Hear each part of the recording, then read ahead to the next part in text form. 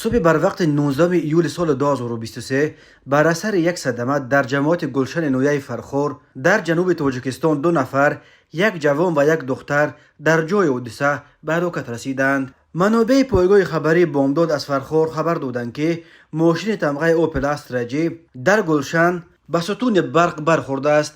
به گفته همصحبتان بامداد، راننده اوپل جراحت برداشته است ولی زنده است. کانال پرویز تیوی از جای حادثه ویدیوی کوتاهی را نشر کرد. در ویدیو دیده می شود که بر اثر بر ستون برخوردن ماشین رنگش نقرگی، ماشین پچق و ستون دو پاره شده است. در ویدیو همچنین دیده می شود که جسدهای یک جوان و یک دختر در پهلوی ستون افتیدند و آدمان از ماشین‌های راهگذر پایین شده عاقبت‌های این صدمه را با تلفن‌های خود به نوار می‌گیرند. اما یکی از شاهدان به ماشین راهگذری که در داخلش کودکان بودن اجازت نمیدهد که من کند رو از اینجا نیست، میترسونی کودکان را. میگوید او خطاب راننده. تفصیلات دیگر صدمه هنوز دسترس نیست. مقامات این حادثه را تا حال شرح ندادند. راههای تاجیکستان از لحاظ صدمه ها پرخطر به شمار می روند. تنها در 2 ماه اخیر می و ایون سال جاری بنا به حسابها بر اثر صدمه ها در راههای جمهوری حدود 80 نفر به هلاکت رسیده. در چند روز گذشته